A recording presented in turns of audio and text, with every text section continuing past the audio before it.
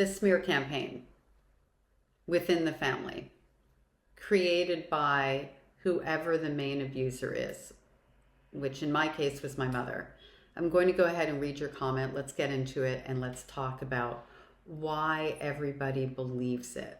My mother smears me to my own siblings and family members, and they all believe her. It's so frustrating and heartbreaking. First of all, I'm so very sorry for what I know you go through and have gone through and continue to go through. I'm assuming that you are still connected to your relatives in some way. And maybe you aren't, I don't know, but the way you wrote that makes me feel like you're still in it.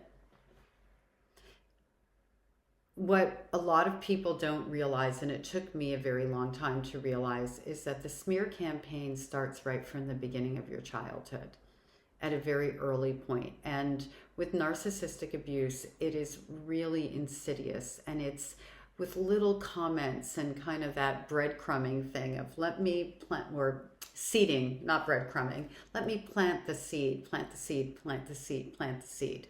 So for me, what my mother did to me that made it more palatable for my group of relatives to drink the Kool-Aid was she did things like, that Marnie has such an imagination, which later became that Marnie is a liar and always has been.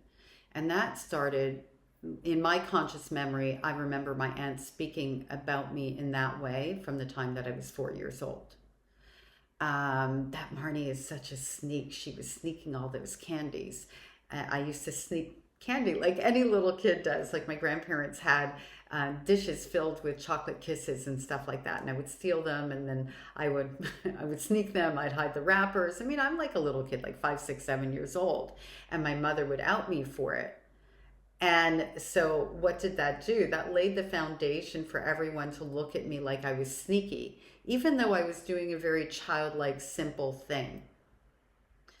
That Marnie is boy crazy, which then became I was the tramp and the problem and, damaged goods.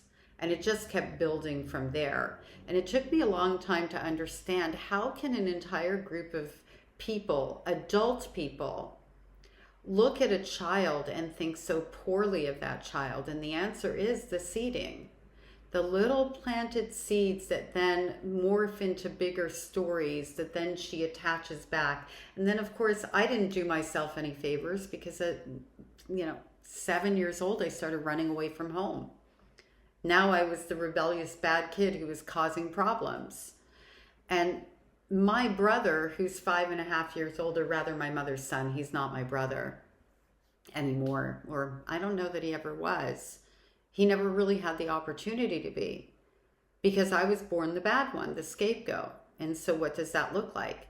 He starts learning that there's something wrong with me right from the beginning of time, so that my mother can build that golden child alliance with him, and he doesn't develop real empathy for me or any sort of feeling at all for me other than there's something wrong with me. So of course your siblings buy into the smear campaign. They've been conditioned to look at you in a particular way from the beginning of time. So I know you didn't ask a question, but sometimes I think we need to kind of expand on these types of comments, because somebody out there, and maybe you were too, wonder why it is all these people buy into it. And the answer is because an image was placed in their brain, well, their little peon brains, from the beginning of your existence. And also, just to kind of take it a step further, my cousins who I grew up with, particularly one who's a little over a year younger than I am, he thinks my mother is the most amazing person, funny, all these things on the planet, because people like this are very charming. And of course, he only had 2 weeks at a time at a max interaction with her, vacations and her visiting, and she's the fun aunt and all of that sort of thing. And so when she was painting a picture of me to that generation, my generation of peers, the cousins, she looks amazing. So of course I'm the problem. This is designed, it is patterned, it is something that I see over and over and over again in all of my clients' experiences, and of course in my own. And for anyone out there who doesn't know, I am a specialized therapist, and I deal with survivors of narcissistic family systems. I run individual, I do EMDR, and I also have group therapies. So if anybody needs some extra support and you want to connect, feel free to do so. The link is in the description of this video.